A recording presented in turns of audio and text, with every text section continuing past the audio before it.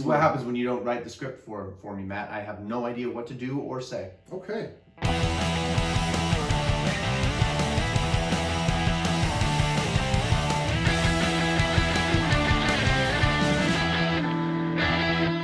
Ladies and gentlemen, welcome to this Saturday Night Live edition of the Wild Card Weekend Special. This is day 2 of the Loop Power Rankings. I'm Brian Burns. And I'm Matt Vega. Ladies and gentlemen, after 30 years, Bo knows forgiveness. The curse is over and the Bengals have finally won a playoff game for the first time in 30 years, 26-19. I'm sorry. It's just yet one more reason Bo is a better man than me. He's better than all of us. Just add another one. That's right. You're better than most of us. Give yourself some credit. Better than most of us. Ladies and gentlemen, what a fantastic day of football. I hope you enjoyed the 2 games today.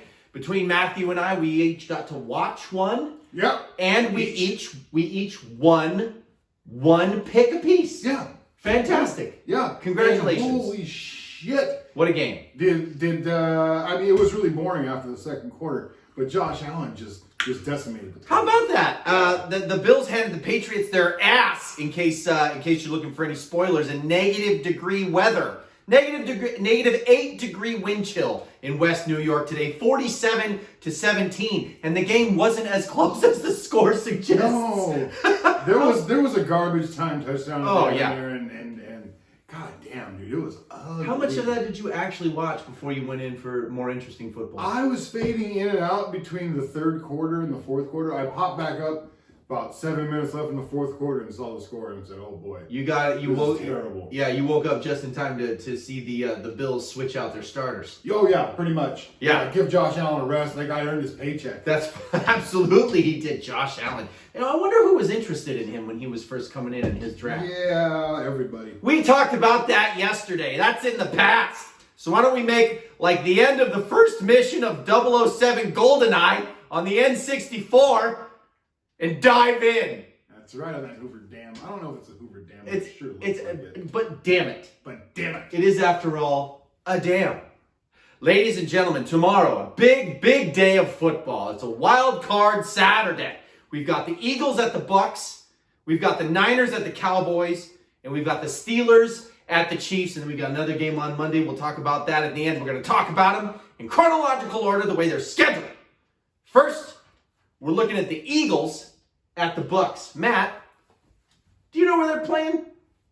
The Eagles at the Bucs. Eagles at the Bucs. We've got Philadelphia Eagles playing in Tampa Bay. Last week, a lot of Eagles starters got a sit, which afforded 2 things. 1, we got another taste of Gardner Minshew, that sweet, minty, fresh ass, and a well-rested Jalen Hurts, thankfully.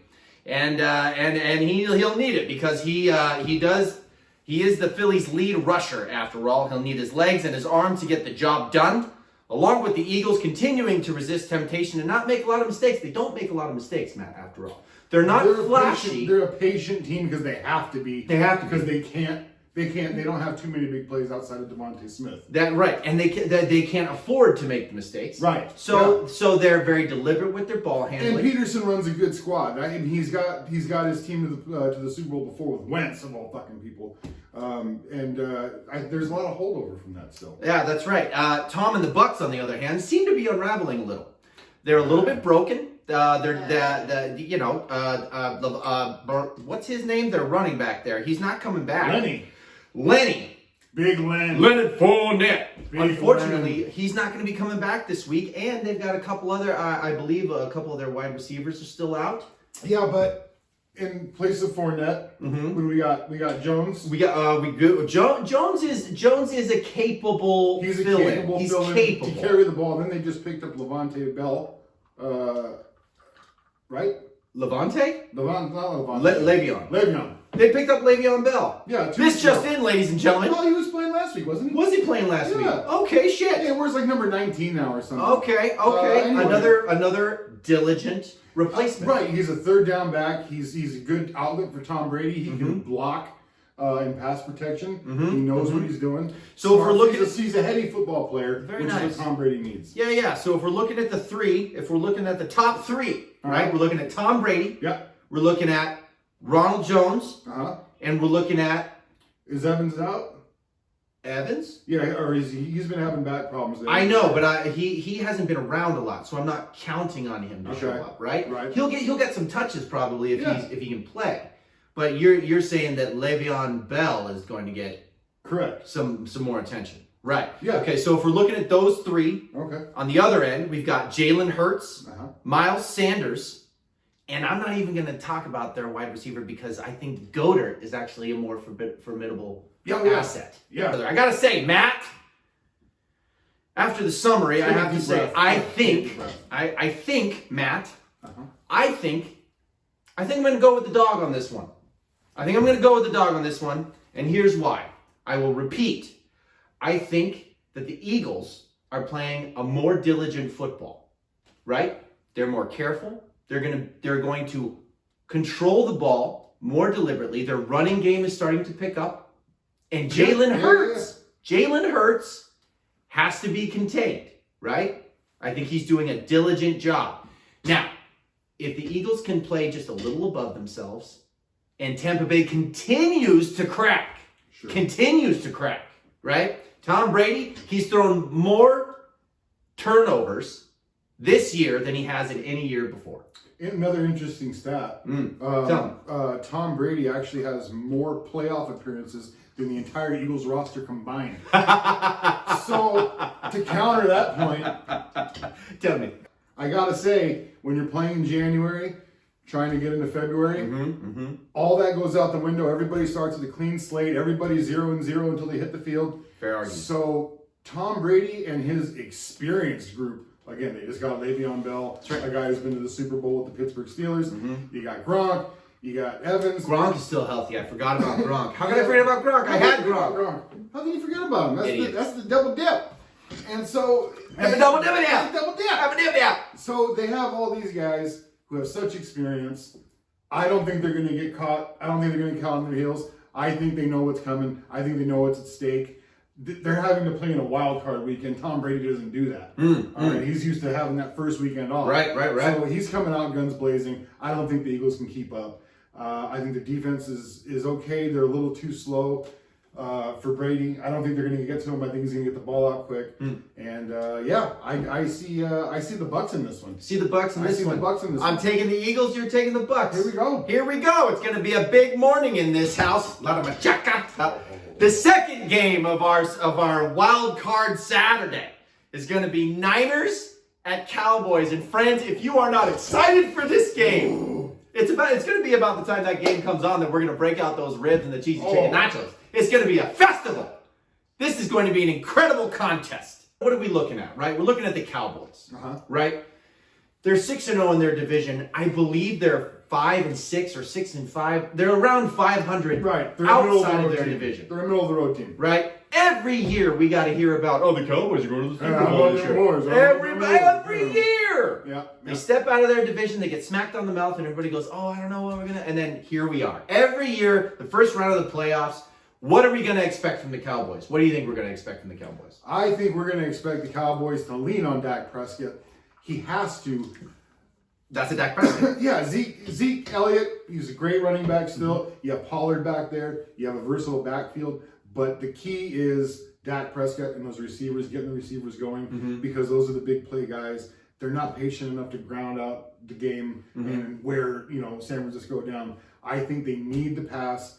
They need to make the San Francisco Giants, the 49ers play honest. Wrong sport. Barry Bonds, I got Barry Bonds, his hat size was like 1.5 inches larger when he was 50 than when he was in his prime in his 20s. I don't know. Maybe. No. I like what you're saying. I think Pollard has proven himself to be very very worthwhile. I think having both of them in the backfield is probably the most important part of their game. I think you're right. They have to be able to throw the ball, and the only way they can do that is if their running game is part of their natural flow. They have to have a good balance. There is actually a stat out there, and I'm going to butcher it, but there is actually a stat.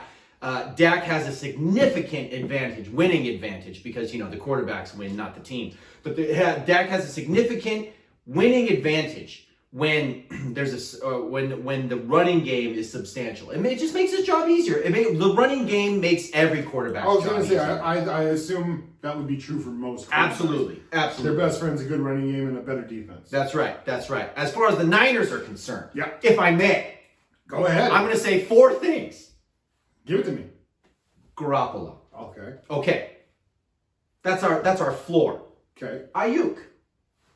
Right? Right. And the most electrifying duo in sports entertainment history, Deebo Samuel and gorgeous George Kittle. They should be a wrestling tag team. Oh my God, McMahon, where are you on this? Because Kittle's already trying to get his foot in the door. And you get Deebo in there with 100%. Holy shit. Give them the belt. Oh my God. Walking in. I give them a 5-year reign minimum. Oh, 100%, dude. 100%. Let Mean Gene introduce them as they walk in.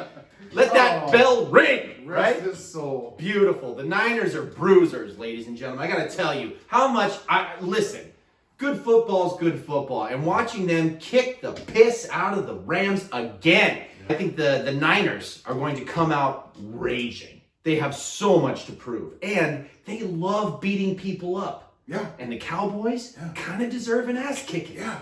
And this is going to be fight. I mean, yeah, and I mean it's gonna be like, what are you doing here? And the Cowboys are gonna be like, we belong here. Niners are gonna be like, we'll find out. Yeah, it's the dynasty of the 80s versus the dynasty of the 90s. Oh, fantastic. And they're kind of, battling out to be relevant again in the 2020s. Isn't it so beautiful? I remember growing up with Joe Montana versus Troy Aikman. Oh, yeah. Steve Young versus Troy Aikman. Yeah, watching Emmitt Smith run. They've had classic clashes throughout the years. They're great teams. But just to go with if we're going to continue with the Niners real quick.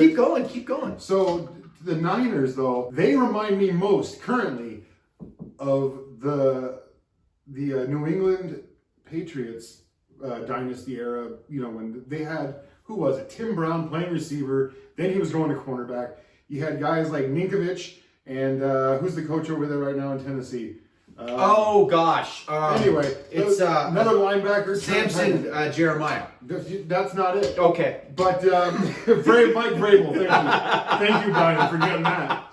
Mike Vrabel. You had guys who just did everything. Yeah. You moved them around. They did what they had to do. They were good ball players. Gamers. And that is what San Francisco has. They got guys like what the fuck is his last name? Oh God, I wish I knew. Juszczyk. Juszczyk. I'm trying to figure out how he's got 18 consonants and 2 vowels, and one of them is a Y, and it's very, very difficult for just call him the alphabet for a poor Mexican boy like me. But Juszczyk, who winds up H-back tight end, he can line up a tailback, he can split out wide, he can do everything. You got Deebo, same thing, you can move him everywhere. Kittle, you can split out wide, you can move these guys everywhere. It makes defending them a fucking nightmare. You throw Trey Lance in there occasionally to run some wildcat, to run some, just kind of moving the pocket plays, play actions and stuff. They're a nightmare. I don't think they can be contained by Dallas. And Dallas, they're no slouch on defense. They got Parsons out there. No. They got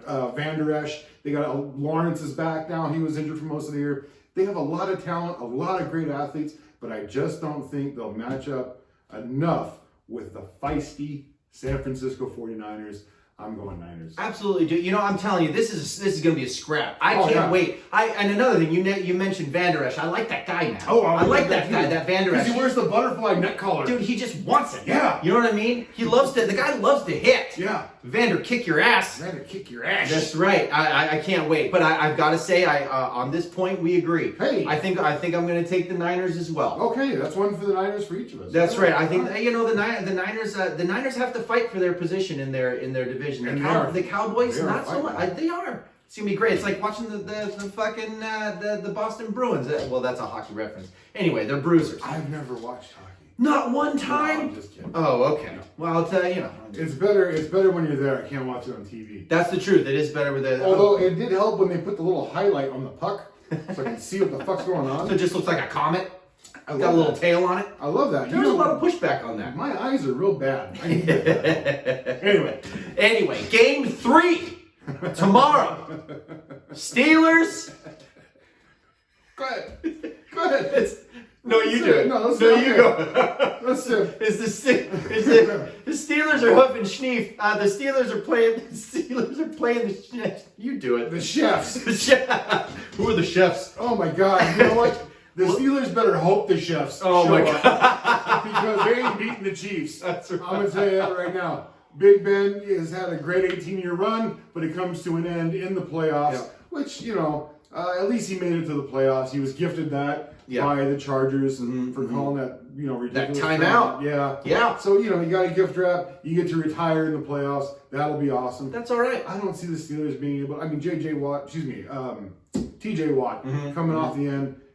Is going to present a lot of problems for Mahomes. Yeah. And when he's been pressured a lot, he doesn't fare too well. That's true. But I don't think that alone is going to be enough. I think the Chiefs are just too loaded on offense. The Steelers hobbled into the playoffs. Yeah. I don't think they can catch lightning and get it done. Their defense is what's keeping them in it. I don't think their defense can keep them in it, even with the return of Juju on offense. Juju Smith-Schuh. Oh my God. That's right. They're better off without him. I think I see this. SC receivers. I think I look at this the same way as I look at the Eagles and the Bucks, except the gap between is more disparaging. Oh God. Look, the only thing is the Chiefs are not firing on all pistons. No. If TJ, and this is a big if, but if TJ Watt, if there's a high level of disruption, things could unravel. We've seen Patrick Mahomes lose that mask. I do not think that's going to happen, but I do want to see TJ try to put the team on his back because I do like that guy. I don't like the Steelers, but I would love to watch him try to put the team on his back and make some plays. Also, Minka Fitzpatrick on the second. Oh, okay. That guy can really cause a lot of problems. Okay. I like him. Again, I don't like the Steelers a whole lot. But Cam Hayward on the line, guy's a fucking monster. His dad was a fullback from hell, Ironhead Hayward. If you don't know him. That sounds familiar. And then Minka Fitzpatrick. Minka Fitzpatrick. Yeah, in communist Russia, football play you. They're playing in the toilet bowl. They gotta be playing in Kansas City because the Steelers ain't getting no home field. That's right. So, Steelers and Chiefs. I think we're pretty much in agreement. That's a lot of ketchup. Along with the rest of America, the Steelers go home this week. That's right. I think the line is like 12 points. Probably. It's absurd. Generous.